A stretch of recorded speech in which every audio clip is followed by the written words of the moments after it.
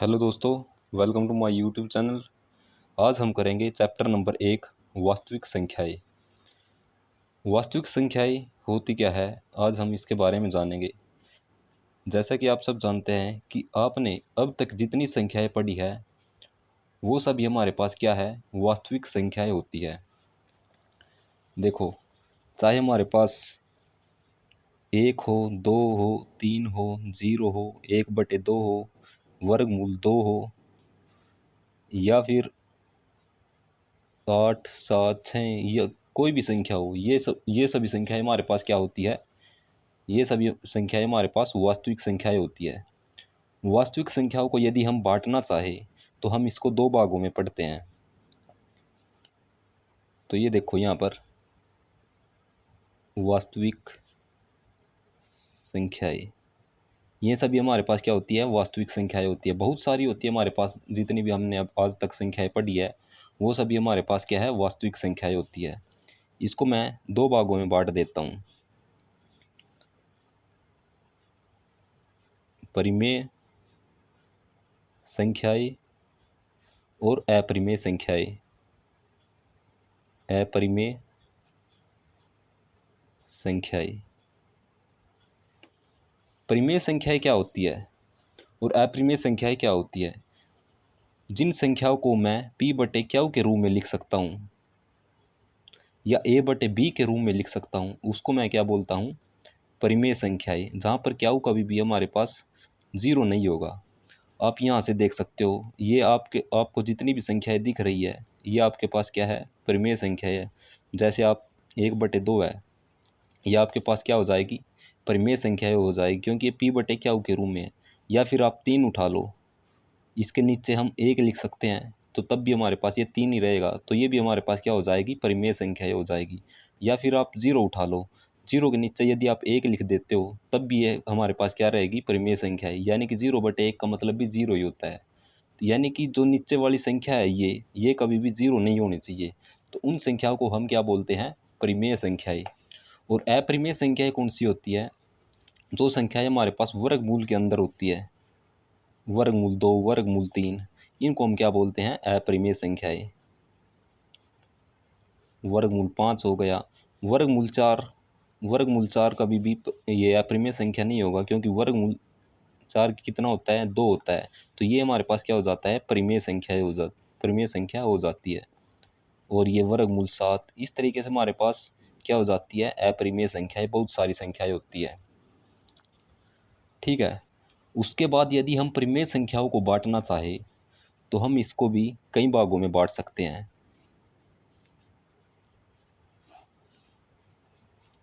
परिमेय संख्याओं को हम यदि बांटना चाहे तो नंबर 1 पर हम इसको प्राकृतिक संख्या में बांटेंगे, प्राकृतिक संख्याएं।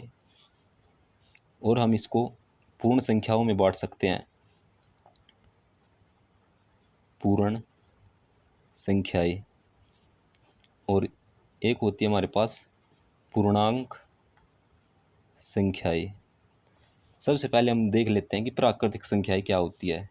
तो जैसा कि आप सब जानते हैं कि शुरुआत में जो मनुष्य है जंगलों में रहता था, तो उन्होंने प्रकृति की चीज़ों को गिनने के लिए जिन संख्याओं का प्रयोग किया तो हमने उनको क्या बोल दिया, प्राकृतिक संख्याएं बोल दिया। जैसे कि 1, 2, 3, 4, इस तरीके से हमारे पास ये क्या हो जाती है, बहुत सारी संख्याएं हो जाती है, प्राकृतिक संख्याएं। फिर हजारों वर्षों के बाद एक महान गणितज्ञ का जन्म होता है, जिस उस गणितज्ञ का नाम था आर्यभट्ट, जो हमें जिसने जीरो की खोज की थी। तो वो क्या करता है, तो हमें एक नया नंबर दे देता है, जीरो। और इस जीरो को इन प्राकृतिक संख्याओं में मिला देता है, तो जिससे ये संख्याएं पूर्ण संख्याएं बन जाती है। इस तरीके से ये भी हमारे पास बहुत सारी, यानी कि हमने क्या किया, प्राकृतिक संख्या के अंदर जीरो संख्या मिला दी तो पूर्ण संख्याएं बन गई। ये हमारे पास 0, 1, 2, 3, 4, 5, 6, 7, ये इस तरीके से हमारे पास ये क्या हो गई, पूर्ण संख्याएं हो गई। फिर जो शहरों में व्यापारी रहते थे उन्होंने देखा कि उनके व्यापार में कुछ घाटा बाधा हो रहा है। तो उन्होंने उस घाटे को देखा कि वो वहाँ पर उन्हें कुछ संख्याओं की ज़रूरत पड़ी। तो इस तरीके से वहाँ पर क्या हो जाता है, वहाँ पर जो है ये माइनस वाली संख्याओं का जन्म होता है तब से। तो ये भी हमारे पास क्या होती है, बहुत सारी संख्याएं होती है, पूर्णांक संख्याएं। ठीक है, तो हमने इनको क्या बोल दिया, पूर्णांक संख्याएं बोल दिया। इस तरीके से आपने इनको अच्छे तरीके से समझना है, ये आपको तभी याद होगी। तो प्राकृतिक संख्याएं कौन सी होती है, जिन संख्याओं की शुरुआत एक से होती है, 1 2 3 4 5 6 7 8 9 10, इस तरीके से बहुत सारी संख्याएं। और पूर्ण संख्याएं क्या होती है, यदि हम प्राकृतिक संख्याओं के अंदर जीरो मिला देते हैं तो ये पूर्ण संख्याएं बन जाती है। उसके बाद पूर्णांक संख्याएं कौन सी होती है, यदि हम इनके अंदर पूर्ण संख्याओं के अंदर यदि हम माइनस की संख्या और मिला देते हैं, -1 -2 -3 -5 7 8 10 माइनस के, और ये 0 1 2 3 4 5, तो ये हमारे पास क्या हो जाती है, ये पूर्णांक संख्याएं हो जाती है। उसके बाद हम पढ़ते हैं यहाँ पर, क्योंकि इस चैप्टर में जिस संख्या का सबसे ज़्यादा प्रयोग होगा वो है अभाज्य संख्या। क्या हो जाती है, अभाज्य संख्याएं। ये संख्याएं कौन सी होती है, अभाज्य संख्याएं। इस संख्या को आपने अच्छे तरीके से समझना है, क्योंकि इसका बहुत ज़्यादा प्रयोग हम इस चैप्टर के अंदर करने वाले हैं। ठीक है, तो अभाज्य संख्याएं कौन सी होती है, तो मैं आपको एक बार लिख के बता देता हूँ। 2 हो गया, 3 हो गया, 5 हो गया, 7 हो गया, 11 हो गया, 13 17 19, इस तरीके से हमारे पास ये बहुत सारी अभाज्य संख्या होती है। तो हम इन संख्याओं का पता किस तरीके से लगाएंगे इनके अंदर से, तो इनकी पहचान करने का हमारे पास एक तरीका है। क्या है वो तरीका, यानी कि जिन संख्याओं के केवल 2 गुणनखंड हो उसको हम क्या बोलेंगे, अभाज्य संख्या। मैं आपको बताता हूँ कि कौन से गुणनखंड होते हैं। जिन संख्याओं के केवल 2 गुणनखंड हो उसे हम क्या बोलते हैं, अभाज्य संख्या। जैसे कि हमारे पास हम कोई संख्या ले लेते हैं, जैसे कि आपने इसमें से कोई संख्या उठा ली, 5 उठा ली, और गुणनखंड का मतलब क्या होता है, गुणनखंड का मतलब वो संख्या होती है जो इसको भाग कर दे। यानी कि हमारे पास संख्या 5 है, 5 संख्या को कौन कौन सी संख्या है जो भाग कर सकती है, एक तो 1 हो गया और एक हो गया 5। ठीक है, तो ये हमारे पास क्या हो जाएगी, अभाज्य संख्या हो जाएगी। यदि मैं 6 लेता हूँ तो आप यहाँ पर देखो कौन कौन सी संख्या है जो 6 को भाग कर सकती है, एक तो 1 हो गया, 2 हो गया, 3 हो गया, और ये 6 हो गया। तो आप देख सकते हैं कि इसके 2 से ज़्यादा गुणनखंड है, तो ये संख्या हमारे पास क्या हो जाएगी, ये भाज्य संख्या हो जाएगी। मैंने कहा जिन संख्या के केवल 2 गुणनखंड हो उसको ही हम क्या बोलेंगे, अभाज्य संख्या। जैसे कि 5 हो गया, 5 का केवल एक गुणनखंड है और 5 है। यदि मैं संख्या 7 लेता हूँ, 7 का इसका गुणनखंड हमारे पास क्या हो जाएगा, 1 हो जाएगा और 7। यानी कि 7 को कौन कौन सी संख्याएं भाग कर सकती है, एक तो 1 कर सकती है और एक 2 कर सकती है। तो जिस संख्या के केवल 2 गुणनखंड होंगे उसको हम क्या बोलेंगे, अभाज्य संख्या। अभाज्य संख्या। और जिसके 2 से ज़्यादा गुणनखंड होंगे उसको हम क्या बोलेंगे, भाज्य संख्या। इनको आपने अच्छे तरीके से समझना है, तभी आप इस चैप्टर को अच्छे तरीके से कर पाओगे। और एक आपने गुणनखंड के बारे में समझना है कि गुणनखंड होता क्या है। यदि हमारे पास कोई संख्या 5 है तो इसको कौन कौन सी संख्याएं भाग कर सकती है, एक तो 1 कर सकती है और एक 5 कर सकती है। तो गुणनखंड वो होते हैं जो दी हुई संख्या को भाग कर दे, उसको हम बोलते हैं गुणनखंड। और यदि मैं गुणज एक होता है हमारे पास, यहाँ पर मैं आपको बता देता हूँ क्योंकि इन चीज़ों का बहुत ज़्यादा हम प्रयोग करेंगे। एक होता है गुणनखंड और एक होता है हमारे पास गुणज। ये गुणज क्या होता है, मान लो कि हमारे पास कोई संख्या है 2। यदि मैं 2 के गुणज की बात करूं तो कौन कौन से हो जाएंगे इसके गुणज, जो जो इसके पहाड़े में आते हैं। 2 हो गया, 4 हो गया, 6 हो गया, 8 हो गया, 10 हो गया, इस तरीके से बहुत सारे गुणज हो जाएंगे। यदि मैं 5 के गुणज की बात करूं, 5 हो गया, 10 हो गया, 15 हो गया, 20 हो गया, 25, ये हमारे पास होते हैं गुणज। और गुणनखंड क्या होते हैं? जो दी गई संख्या को भाग कर दे। जैसे कि हमारे पास संख्या 6 है, 6 के गुणज की बात करूं तो 1 हो जाएगा, 1 भी 6 को भाग करेगा, 2 भाग करेगा 6 को, 3 भाग करेगा और 6 भाग करेगा। तो ये क्या हो जाते हैं? इसके गुणनखंड हो जाते हैं। और गुणज क्या होते हैं? इसके जो पहाड़े में आते हैं। ठीक है। उसके बाद हम देख लेते हैं यहाँ पर कि हमें चैप्टर में क्या क्या चीज़ दी गई है। इस चैप्टर के अंदर हमारे पास कुछ नहीं, सिर्फ HCF है और एक LCM है। इन दो चीज़ों का हमने अच्छे तरीके से समझना है। मैं आपको इन चीज़ों को इतनी आसानी तरीके से बताऊंगा कि आप ज़िंदगी में कभी भी उस चीज़ों को नहीं भूल पाएंगे। तो बस आपने वीडियो को अच्छे तरीके से देखना है, ध्यान से देखना है, उस हर चीज़ को समझते हुए चलना है। इन डेफिनेशन के बारे में आपको बाद में बताऊंगा, एक बार आप इनको अच्छे तरीके से समझ लो जो मैं समझा रहा हूँ आपको। और ये यहाँ पर हमें एक फार्मूला दिया हुआ है, HCF गुणा LCM हमारे पास क्या होता है? दो संख्याओं के गुणनफल के बराबर। ये हमारे पास दो संख्या, यदि हम इन दोनों की गुणा करते हैं तो HCF गुणा LCM के बराबर होता है। चलो मैं इनको आपको क्वेश्चन के अंदर ही बता देता हूँ अच्छे तरीके से, ये क्या होता है क्या नहीं। तो क्वेश्चन नंबर 1 में हमें क्या दिया है? क्वेश्चन नंबर 1 में हमें दिया है, निम्नलिखित संख्याओं को अभाज्य गुणनखंड के गुणनफल के रूप में व्यक्त कीजिए। तो जो हमें संख्याएं दी हुई है,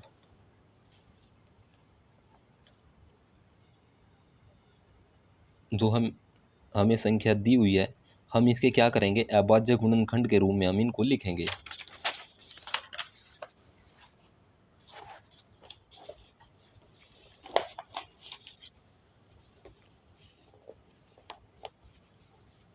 तो क्वेश्चन नंबर 1 में हमें क्या दिया है? 140। इसके सबसे पहले हम क्या करते हैं? गुणनखंड करते हैं। गुणनखंड किस तरीके से होंगे इसके? यहाँ पर देखो आप, 140 के यदि मैं गुणनखंड करता हूँ तो सबसे पहले मैं क्या करता हूँ? इसको सबसे छोटी संख्या पर चलाता हूँ। तो 2 पे चलेगा, 2 सते 14 और ये हो जाएगी 0, यहाँ पर आ जाएगी। उसके बाद मैं इसको 2 पर चलाता हूँ तो ये क्या आ जाएगा? 2 तिये 6, एक यहाँ पर आ जाएगा तो ये 10 हो जाएगा, 2 पंजे 10। उसके बाद मैं इसको किस संख्या पर चला सकता हूँ? ये 2 पर नहीं चलेगा, ये चलेगा 5 पर। तो ये क्या हो जाएगा? 5 सते 35, ये 5 है। उसके बाद ये कितने पर चलेगा? 7 पर, 7 एकम 7। तो इस तरीके से हमारे पास क्या हो जाएंगे? 140 के गुणनखंड।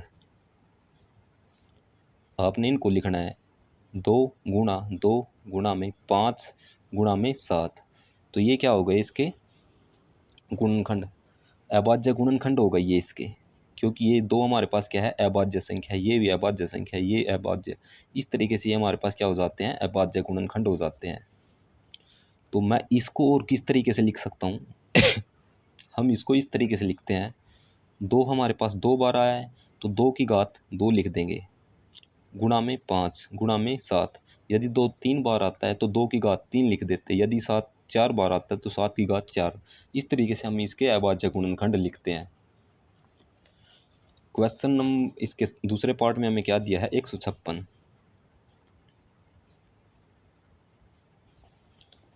156 के हमारे पास क्या क्या गुणनखंड आते हैं? सबसे पहले हम इसको 2 पर चलाएंगे, 2 सते 14, एक इधर आएगा तो ये 16 बन जाएगा और ये 2 अठे 16। उसके बाद ये कितने पर चलेगा? 2 तिये 6, एक इधर आएगा, ये 9 बनेगा तो 2 नीम 18। उसके बाद हम इसको कितने पर चला सकते हैं? 3 पर, क्योंकि ये 2 पर तो नहीं चलेगा, 3 एकम 3 और 3 तिये 9 हो जाएगा। उसके बाद ये चलेगा 13 पर। तो देखो 156 के जो हमारे पास अभाज्य गुणनखंड निकल करके क्या आया है? 2 गुणा में 2 गुणा में 3 और ये गुणा में 13। तो ये इसके क्या हो जाएंगे? अभाज्य गुणनखंड। ये हमने इनको इस तरीके से लिखना है। यदि आप इनकी गुणा करते हैं तो भी हमारे पास कितना आएगा? 156। दो दूनी चार, चार तिये 12, 12 की यदि आप 13 के साथ गुणा करते हो तो हमारे पास कितना आ जाएगा, 156 आ जाएगा। तो 2 की घात 2 हमारे पास 2 बार आया है, तो हमने इसको 2 बार लिखना है, यानी कि 2 की घात 2, और ये 3 और ये गुणा में 13।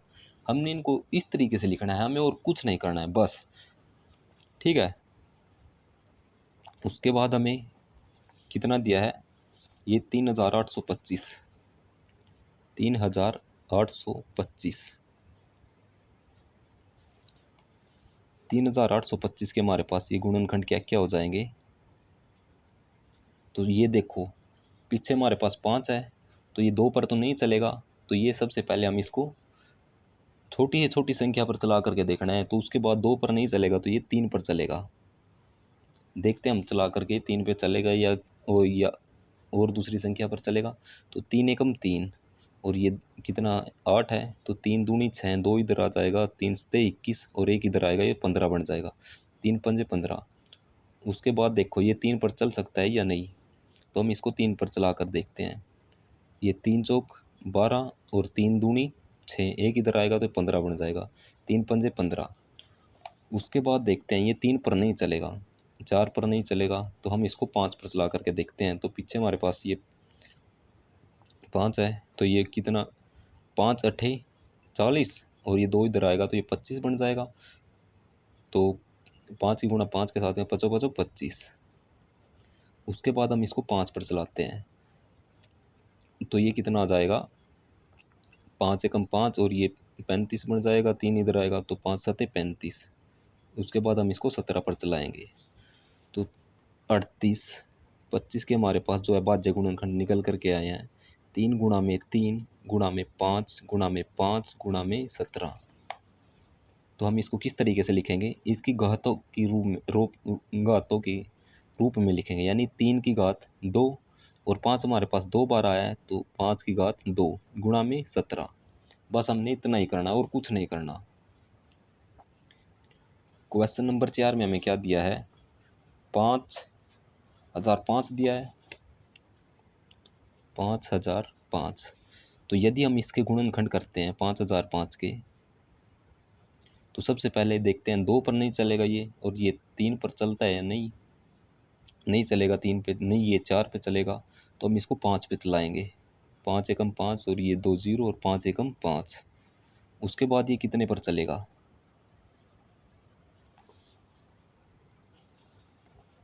उसके बाद चलो हम इसको देखते हैं, ये 5 पे नहीं चलेगा, 3 पे नहीं चलेगा, और ये के 6 7, 7 एकम 7 और ये 30 7, हाँ तो ये हम इसको 7 पर चला करके देखते हैं। तो 7 एकम 7, ये 3 इधर आ जाएगा 30 बन जाएगा, 7 चौक 28, 2 इधर आएगा तो ये 21 बन गया, 7 ती 21। ठीक है, ये 7 पे चलेगा। उसके बाद ये कितने पे चलता है, हम इसको 7 पे नहीं चलेगा, 8 पे नहीं चलेगा, ना ये 9 पे चलेगा, ये 11 पर चलेगा। तो हम इसको 11 पर चलाएँ, 11 एकम 11, तो ये एक हासिल का यहाँ पर आएगा, तो ये 13 बन जाएगा। नहीं 11 पे नहीं चलेगा ये 13 पर देखते हैं हम इसको चला के, 13 एकम 13, एक इधर आएगा तो ये 13 बन जाएगा, 13 एकम 13, चल सकता था ये 11 पे। ठीक है, तो ये 11 एकम 11। तो इसके हमारे पास 5005 के क्या अभाज्य गुणनखंड क्या निकल के आए, तो 5005 बराबर 5 गुणा में 7 गुणा में 11 और ये गुणा में 13, ये हमारे पास इसके क्या हो जाएंगे, अभाज्य गुणनखंड हो जाएंगे। क्वेश्चन नंबर 5 में हमें क्या दिया है, 74 29, 74 29। चलो हम इसके देख लेते हैं गुणनखंड क्या निकल के आते हैं। 74 29, यदि मैं इसके अभाज्य गुणनखंड करता हूँ, यदि आप इन संख्याओं के अभाज्य गुणनखंड करते हैं, तो आप यहाँ पर देख सकते हैं कि ये हमारे पास क्या है, अभाज्य संख्याएं हैं। अभाज्य संख्याओं के रूप में हम इसके गुणनखंड लिख रहे हैं, ये 5005 के ये अभाज्य गुणनखंड हो जाएंगे, इस तरीके से हम इनको लिख रहे हैं। ठीक है, उसके बाद हम इसको देखते हैं कितने पे चले गए, 3 पे नहीं चलेगा ये,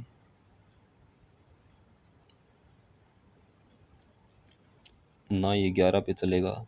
तो हम चलो इसको सबसे पहले 17 पे चला करके देखते हैं। 17 चौक 68 होते हैं हमारे पास, तो ये 6 इधर आएगा तो 62, 17 तिये 51, और ये कितना आ जाएगा यहाँ पर 119 बनेगा। 17 119 होते हैं हमारे पास।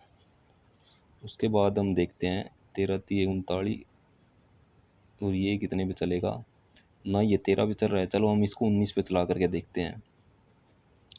19 दूनी होते हैं हमारे पास 38, तो ये कितना 5 बन जाएगा, तो ये 57, 5 हासिल के इधर आएंगे तो ये कितना बनेगा 57, तो 19 ये 57, ठीक है। और ये 23 एकम 23, तो ये हमारे पास क्या आ जाएंगे अभाज्य गुणनखंड।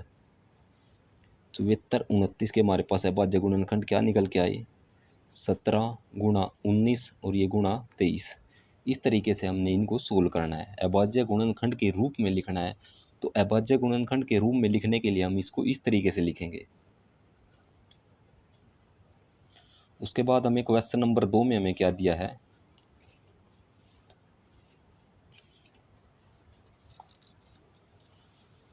तो क्वेश्चन नंबर 2 में हमें दिया है पूर्णांकों के निम्नलिखित युग्मों के एचसीएफ और एलसीएम ज्ञात कीजिए तथा इसकी जांच कीजिए कि दो संख्याओं का गुणनफल किसके बराबर होता है, एचसीएफ और गुणा एलसीएम के।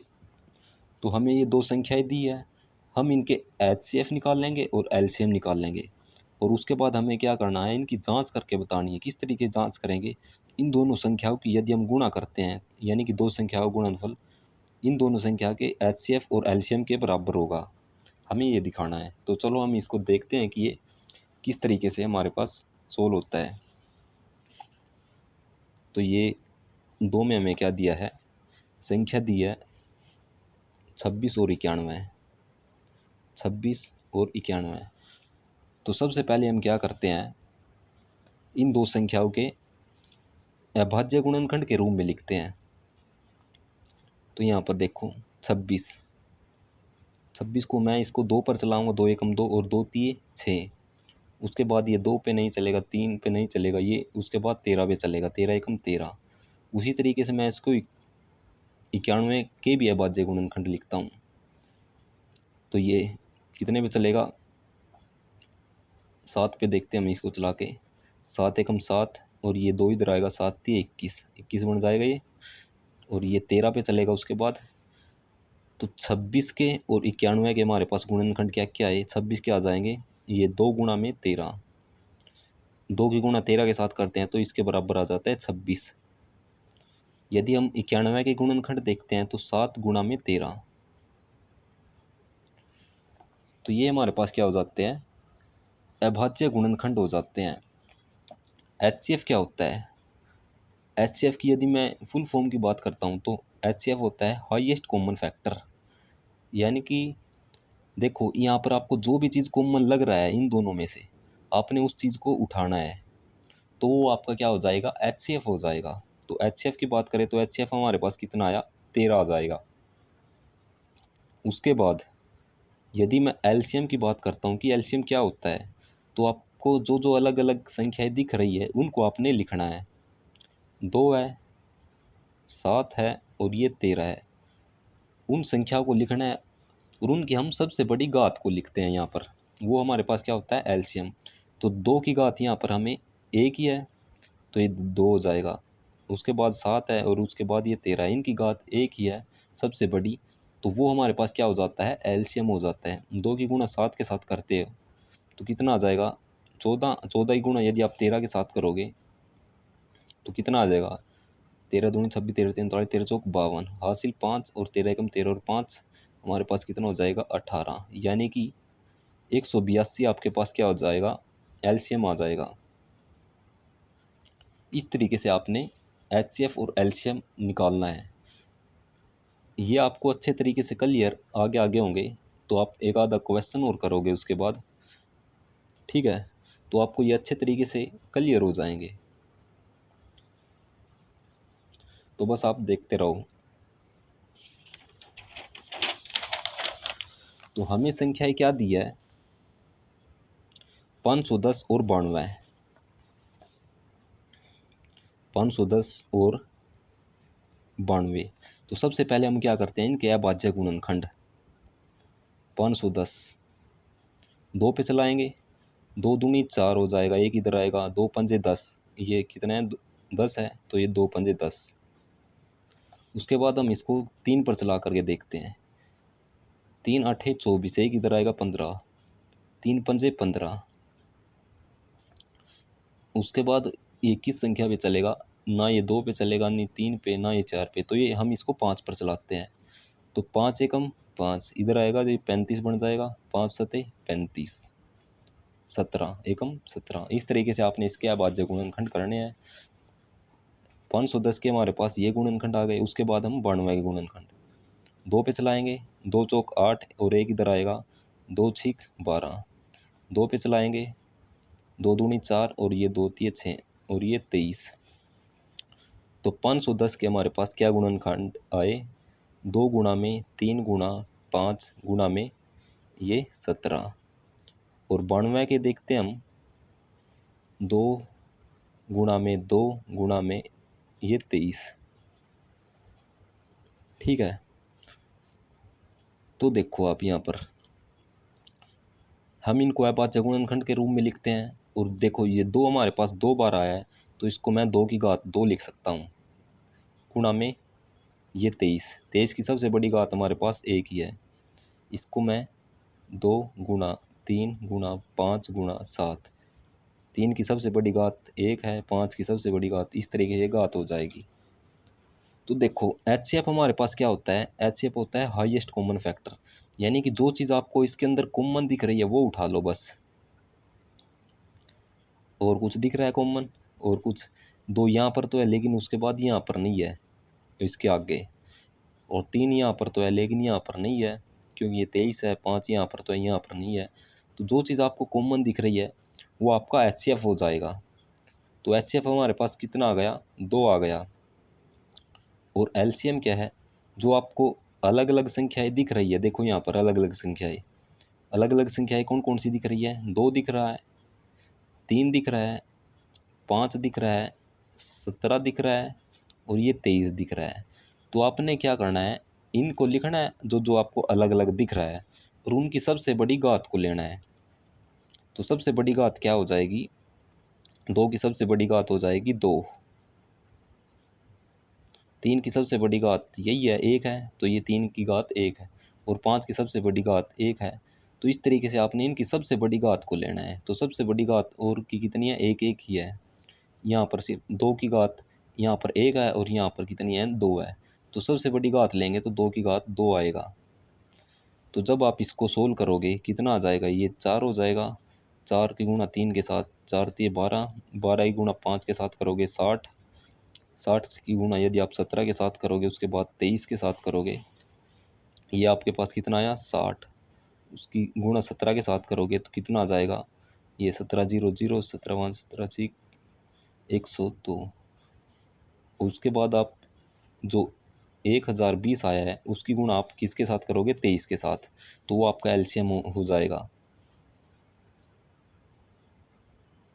ठीक है, 23 0 0, और ये 23 दूनी 46 हो जाएगा, 0 की 0, और ये 23 एकम 23। तो यदि आप इनकी गुणा करोगे तो आपके पास ये निकल के आएगा। तो LCM हमारे पास कितना आया, 23,460। तो ये आपका क्या हो जाएगा, आंसर हो जाएगा। और देखो आप यहाँ पर इसने एक बात और बोली है कि दो संख्याओं का गुणनफल, इसकी हमें क्या करके जांच करके भी बतानी है। जांच हम इसकी किस तरीके से करेंगे, जांच करने के लिए हमें यहाँ पर इसका फार्मूला दिया है, तो आपने उसको लिख लेना है। फार्मूला क्या है, दो संख्याओं का गुणनफल किसके बराबर हो जाएगा, HCF गुणा LCM, यानी कि जांच। यदि हम इसकी जांच लिखेंगे, दो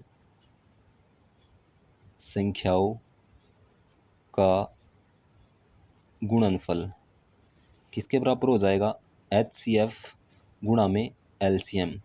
तो दो संख्याएं हमारे पास कौन कौन सी है, 510 है और ये 92 है। 510 गुणा में 92 किसके बराबर है, HCF गुणा LCM। HCF हमारे पास कितना है, 2 है, और एलसीएम हमारे पास कितना है 23,460। ठीक है, तो यदि आप इसकी गुणा करते हो इसके साथ तो कितना आ जाएगा, 92 की गुणा इसके साथ करोगे, देखो 92 गुणा इसके साथ करोगे, 92 जीरो जीरो, 92 एकम 92 दो, हासिल 9 लगेगा। और ये 92 पंजे हमारे पास कितना हो जाएंगे 45,400, ये 450 और ये 455, 455 में 9 जोड़ेंगे तो हमारे पास कितना हो जाएगा,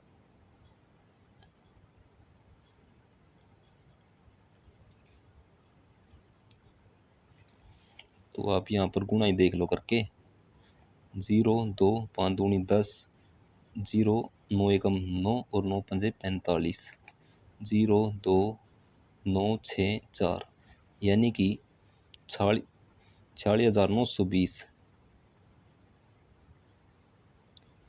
इसकी गुणा यदि आप इसके साथ करोगे, 2 की गुणा 0 के साथ 0, और 2 की गुणा 6 के साथ 6 दूनी 12, 4 के साथ 8 और 1 9, 2 3 6 और 2 दूनी 4, यानी कि ये दोनों संख्या यदि बराबर आ जाती है तो हम इस, तो आपका आंसर इसका मतलब क्या है, सही है। तो जांच आपने इस तरीके से करनी है। उसके बाद हमें इसके क्वेश्चन थर्ड पार्ट में हमें क्या दिया है,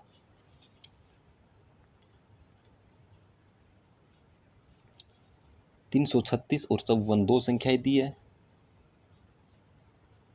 और 54, तो हमने इनका HCF और एलसीएम निकालना है। तो हम किस तरीके से निकालते हैं HCF एलसीएम, सबसे पहले हम इनको अभाज्य गुणनखंड के रूप में लिखेंगे। तो देख लेते हैं हम 336 को कि गुणनखंड सबसे पहले हमारे पास क्या आएंगे, ये 2 एकम 2, एक इधर आएगा 13 बन जाएगा, और ये 2 ठीक 12, और एक इधर आएगा तो ये 16 बनेगा, 2 अठे 16। उसके बाद मैं इसको 2 पर चलाऊंगा, 2 अठे 16 और 2 चौक 8 हो जाएगा, 2 पे चलाएंगे, 2 चौक 8 और 2 दूनी 4, 2 पे चलाएंगे, 2 दूनी 4, 2 एकम 2। उसके बाद ये 2 पे नहीं चलेगा तो 3 पे चलाते हैं, कितना आएगा 3 से 21, 7 पे चलाएंगे 1,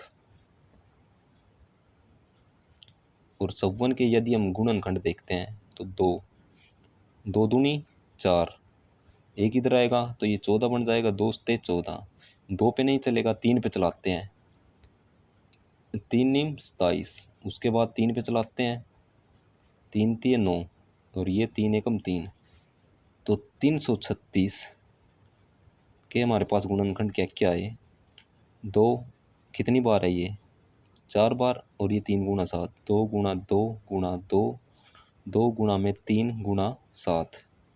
इसी तरीके से यदि मैं 54 के देखता हूँ गुणनखंड,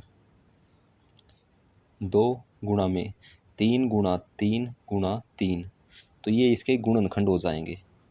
और इसको मैं किस तरीके से लिख सकता हूँ, 2 कितनी बार आया है 4 बार, 2 की घात 4 लिख सकता हूँ, और ये 3 और ये गुणा में 7।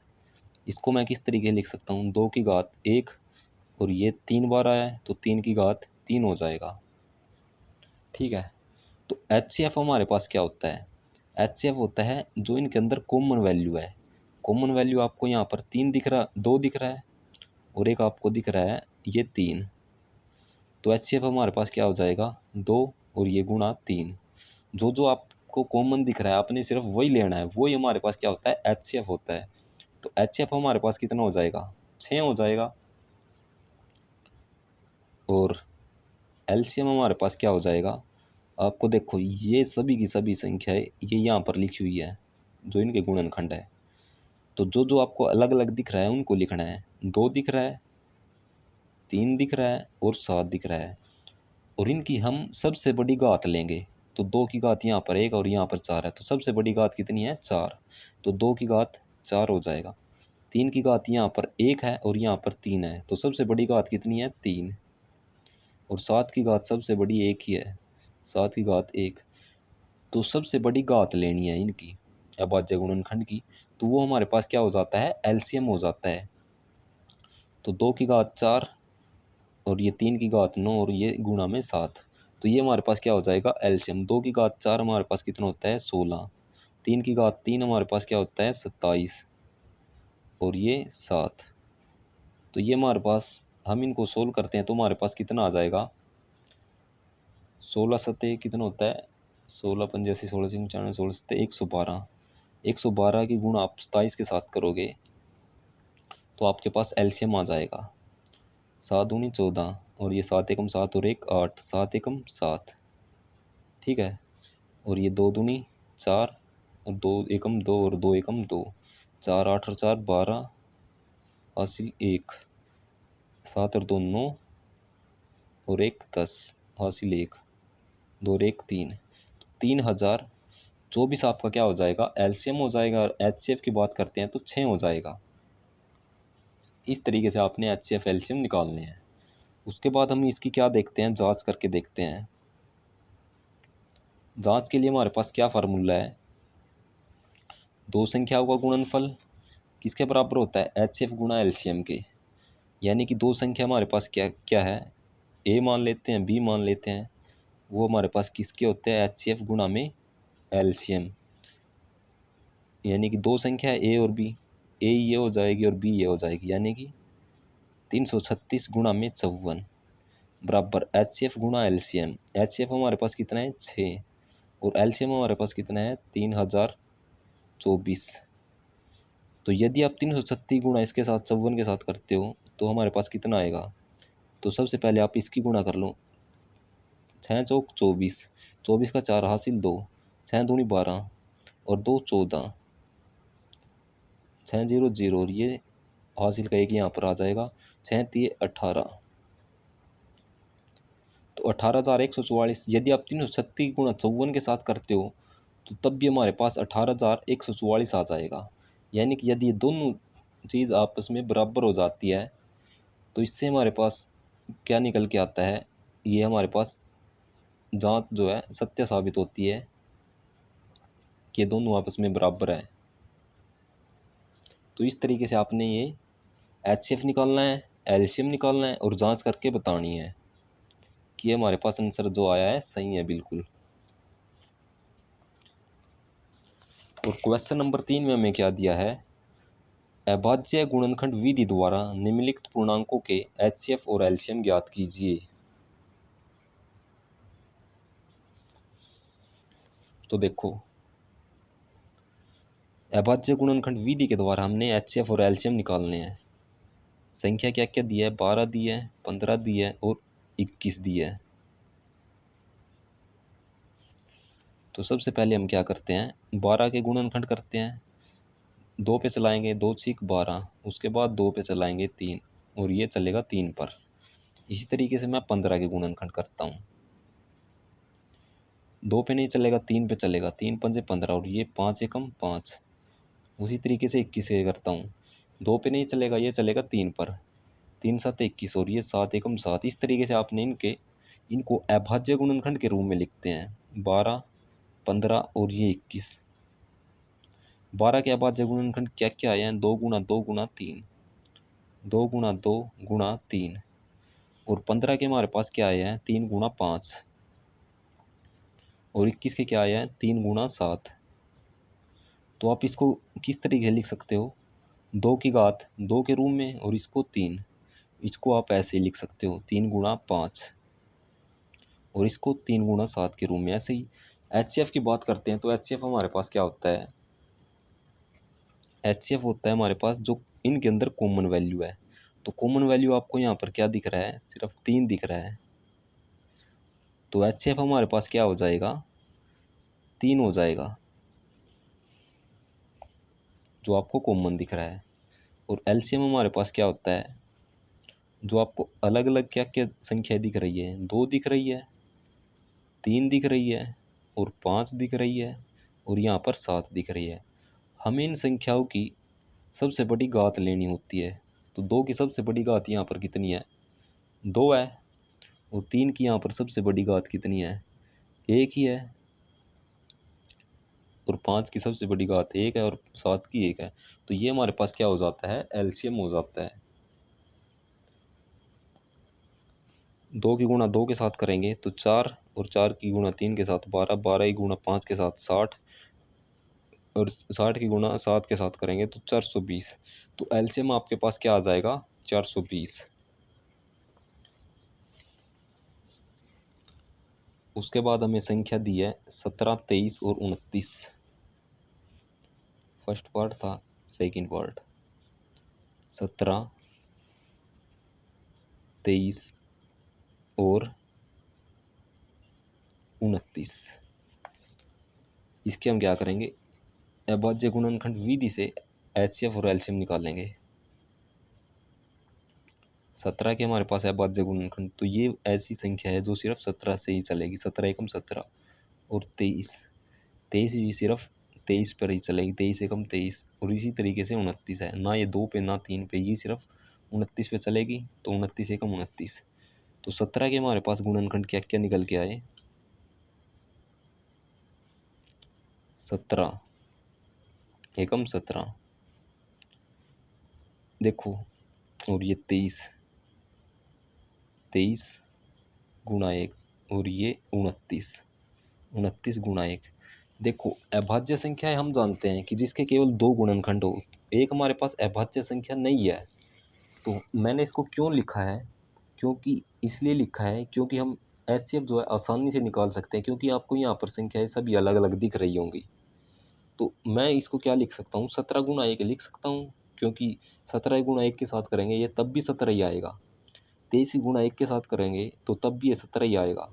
ठीक है, तो क्या हो जाएगा, तो जो आपको कॉमन दिख रहा है एचसीएफ के अंदर, हम कॉमन वैल्यू लेते हैं तो एचसीएफ हमारे पास कितना आ जाएगा, 1 आ जाएगा। एचसीएफ हम क्या लेते हैं, कॉमन वैल्यू।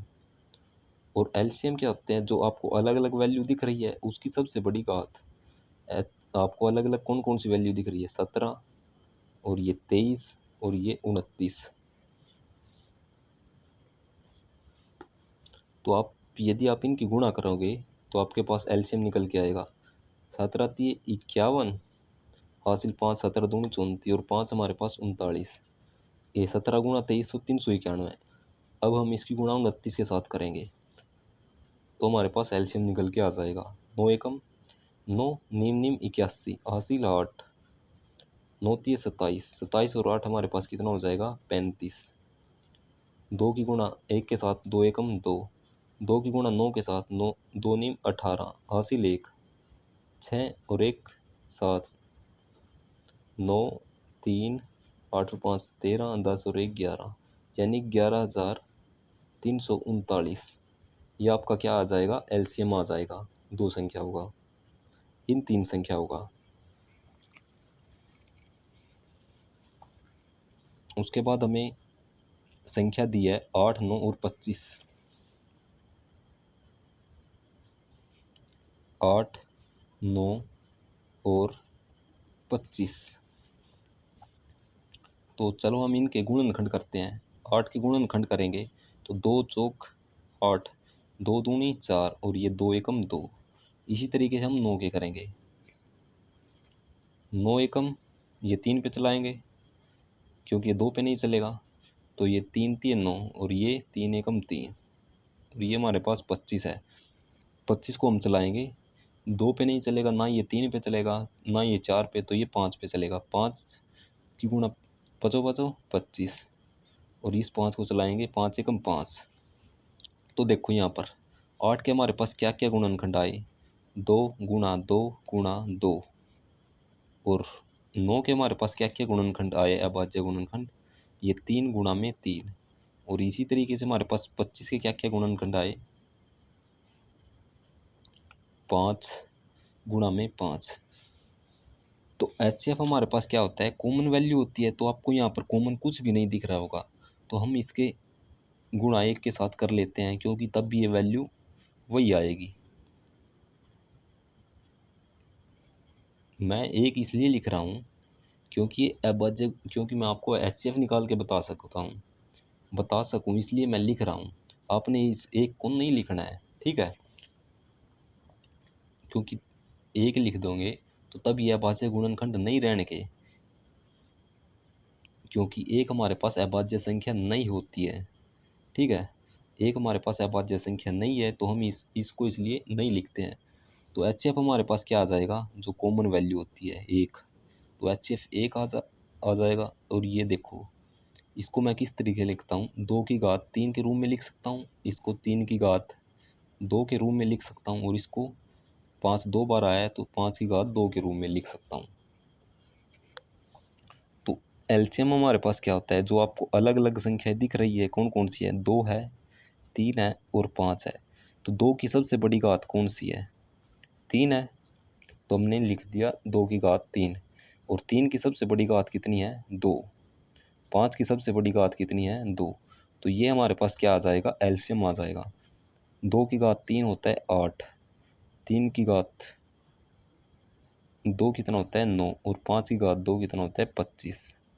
तो ये हमारे पास कितना आया, देखो 25 अट्ठाई 200, 200 की गुणा यदि आप 9 के साथ करते हो तो 2 नीम 18, तो 1800 हमारे पास क्या निकल के आएगा, एलसीएम निकल के आएगा।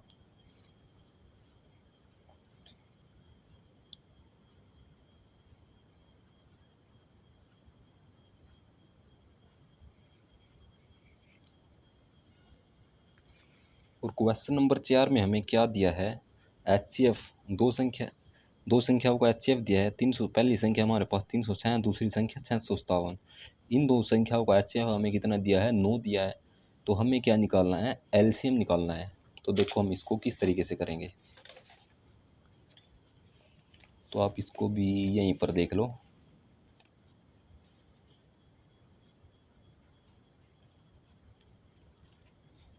तो पहली संख्या में कितनी दी है, 306, दूसरी संख्या में कितनी दी है, 657।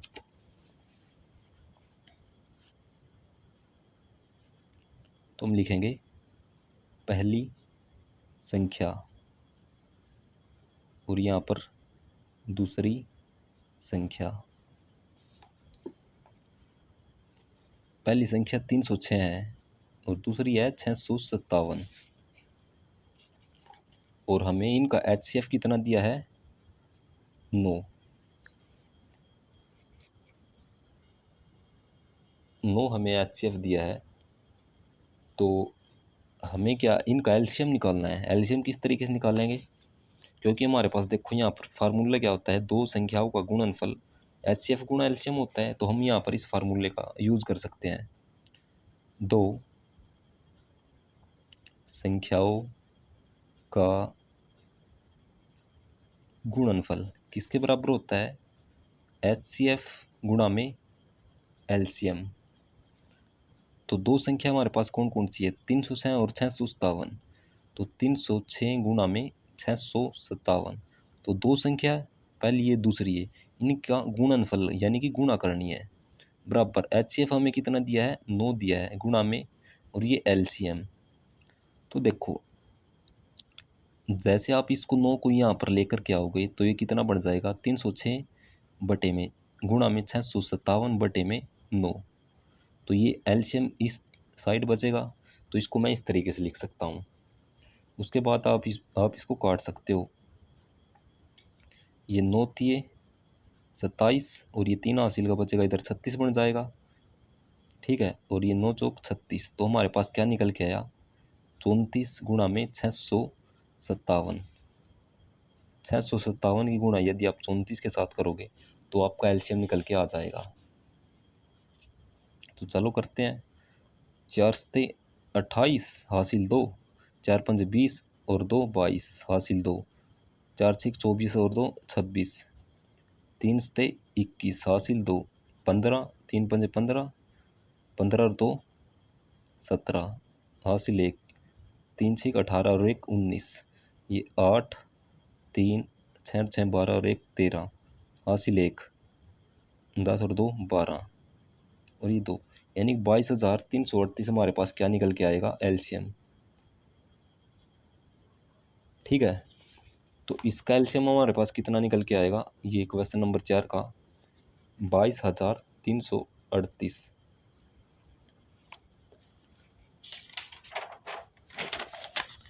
उसके बाद यहाँ पर देखो हमें क्वेश्चन नंबर 5 में हमें क्या दिया है कि जांच कीजिए कि क्या किसी प्राकृतिक संख्या n के लिए, तो संख्या 6 की घात n जो है अंक 0 पर समाप्त हो सकती है। तो आप यहाँ पर देखो, यदि आप 2 × 5 करते हो तो क्या निकल के आएगा, 10 निकल के आएगा। तो आप यहाँ पर देख सकते हो जो 10 है ये 0 पर समाप्त हो रहा है। तो इससे आप क्या निष्कर्ष निकाल सकते हो, कोई भी संख्या यदि 2 × 5 के रूप में है तो वो संख्या जो है 0 पर समाप्त होगी। ठीक है, अगर वो 2 × 3 के रूप में या 3 × 7 के रूप में होगी तो वो 0 पर समाप्त कभी नहीं होगी। जो संख्या 2 × 5 के रूप में होगी तभी वो संख्या 0 पर समाप्त होगी। तो इसको मैं क्या लिख सकता हूँ, तो मैं 6 की घात n के क्या अभाज्य गुणनखंड लिखूंगा। तो 6 की घात n के अभाज्य गुणनखंड, अभाज्य गुणनखंड क्या क्या हो जाएंगे इसके, 6 की घात n बराबर, इसको मैं क्या लिख सकता हूँ, 2 × 3 लिख सकता हूँ और साथ में n है तो n लगा दूंगा। तो ये इसके क्या हो जाएंगे, अभाज्य गुणनखंड। उसके बाद हम क्या लिखेंगे कि हम जानते हैं कि प्राकृतिक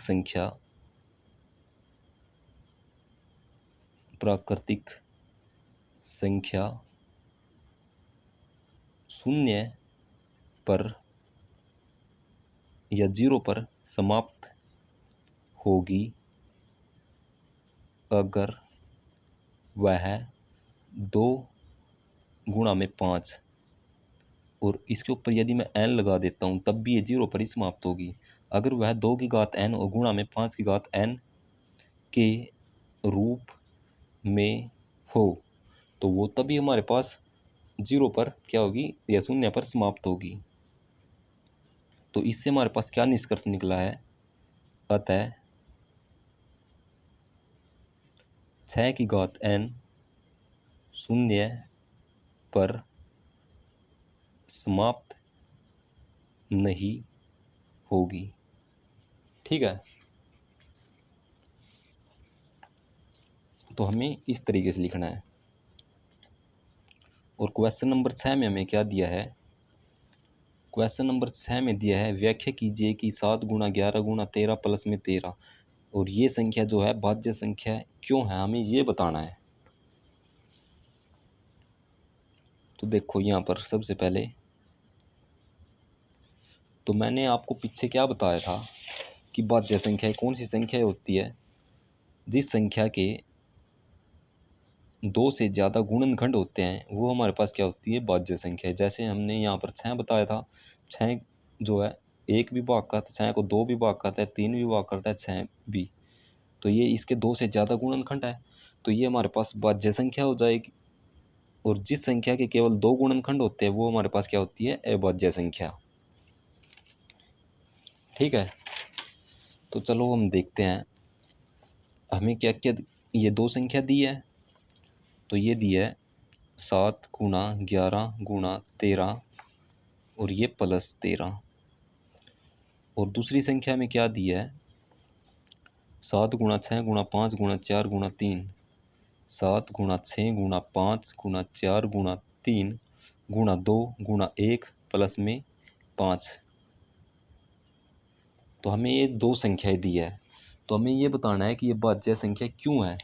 तो आप यहाँ पर देखो, यहाँ से हम जो है क्या चीज़ कॉमन ले सकते हैं, यहाँ से मैं 13 को कॉमन ले सकता हूँ क्योंकि यहाँ पर बीच में प्लस है, तो 13 कॉमन लूँगा तो अंदर कितना बचेगा, 7 × 11, और ये प्लस में ये 13 तो बाहर चला गया और ये इसका 13 भी बाहर चला गया, तो अंदर 1 बचेगा।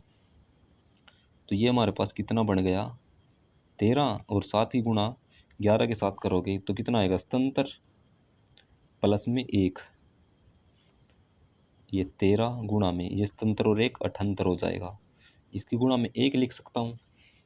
तो अब देखो जो हमारे पास ये संख्या थी इसके जो है 2 से ज़्यादा गुणनखंड है, एक गुणनखंड ये, एक गुणनखंड ये और एक गुणनखंड ये, और इसको मैं गुणनखंड के रूप में लिख सकता हूँ, यानी कि 2 से ज़्यादा गुणनखंड है तो ये क्या हो जाएगी, भाज्य संख्या हो जाएगी। और इसको यदि मैं इसकी बात करता हूँ, इसके अंदर से मैं 5 को बाहर ले सकता हूँ, अंदर बचेगा ये 7 × 6 गुणा ये 5 बार चला गया तो 4 बचेगा, 4 × 3 × 2, 4 गुणा 3 गुणा 2 गुणा में 1, और ये 5 बाहर चला गया तो अंदर इतना बचेगा। ठीक है, तो 5। अब आप इसकी गुणा कर सकते हो, 7 6 42, और ये हमारे पास कितना है, ये 2 3 6 और 6 चौक 24। 42 की गुणा यदि आप 24 के साथ करोगे, 42 की और 24 की गुणा करोगे, कितना आएगा, ये 24 दूनी 48, हासिल 4, और ये 24 चौक 96, 96 और 4 100, ये 1008, 1008 और ये प्लस में 1 हो जाएगा, यानी कि 5 गुणा में 1009 हो जाएगा। 1008 और 1009 गुणा में 1 लिख सकते हैं। यानी कि यहाँ पर क्या है, क्योंकि दोनों संख्याओं के 2 से ज़्यादा गुणनखंड है, इसलिए ये क्या हो जाएगी, भाज्य संख्या है। अतः यह संख्याएं भाज्य संख्या है। क्यों है? क्योंकि यहाँ पर इन संख्याओं के 2 से ज़्यादा गुणनखंड है, इसलिए ये क्या हो जाएगी, भाज्य संख्याएं हो जाएगी। उसके बाद क्वेश्चन नंबर 7 में हमें क्या दिया है, किसी खेल के मैदान के चारों ओर एक वृत्ताकार पथ है। इस मैदान का एक चक्कर लगाने में सोनिया को 18 मिनट लगते हैं, जबकि इसी मैदान का एक चक्कर लगाने में रवि को 12 मिनट लगते हैं।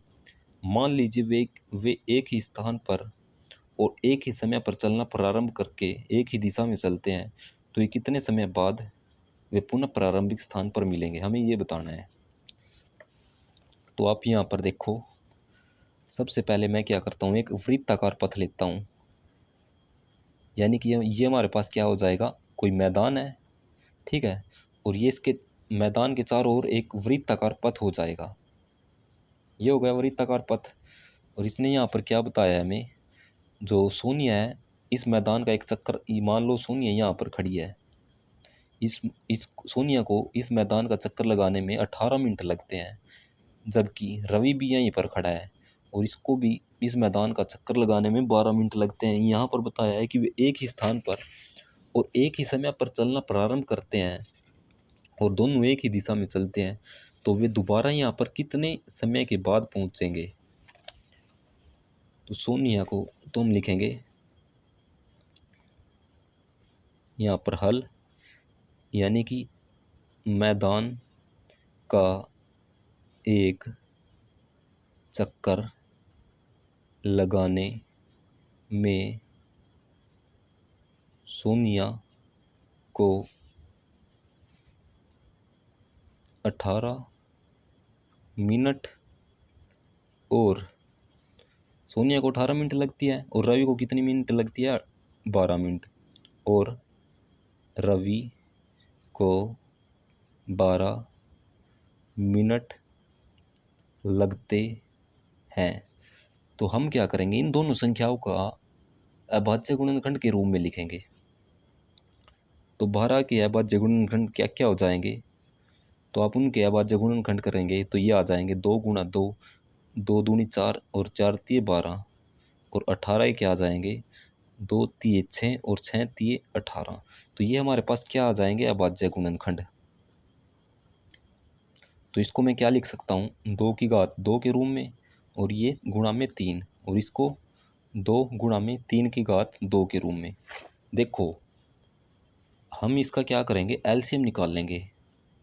क्यों एलसीएम हम क्यों निकाल रहे हैं, और हम देखो रवि है और सोनिया दोनों को जो है, यहाँ पर दोनों एक ही समय एक ही जगह पर खड़े हुए हैं और एक ही समय पर दोनों दौड़ना शुरू करते हैं और एक ही दिशा में दौड़ते हैं, ठीक है।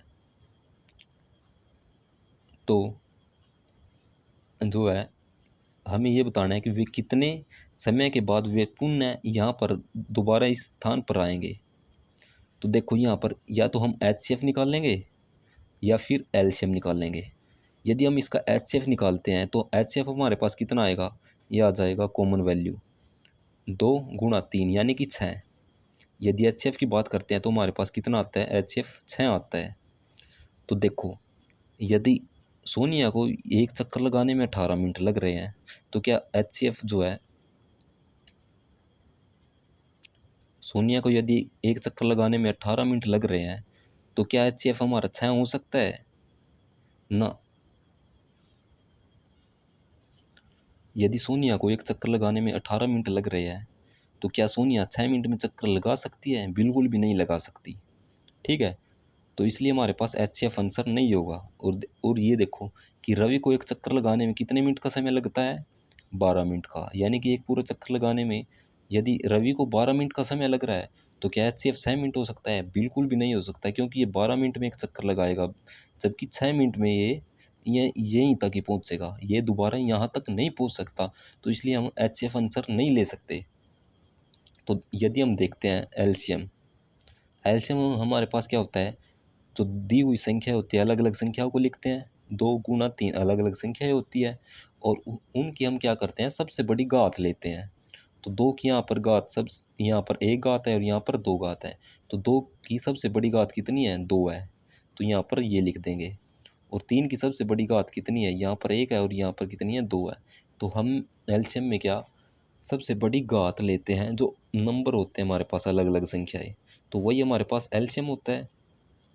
तो 2 की घात 2 कितना हो जाएगा, 4, और 3 की घात 2 9 हो जाएगा, यानी कि 4 9 36। तो 36 हमारे पास आंसर हो जाएगा। अब आप देखो कि सोनिया को जो है 18 मिनट लगते हैं एक चक्कर लगाने में, 2 चक्कर लगाएगी तो 18 दूनी 36, यानी कि 2 चक्कर में दोबारा से सोनिया यहीं पर आ जाएगी।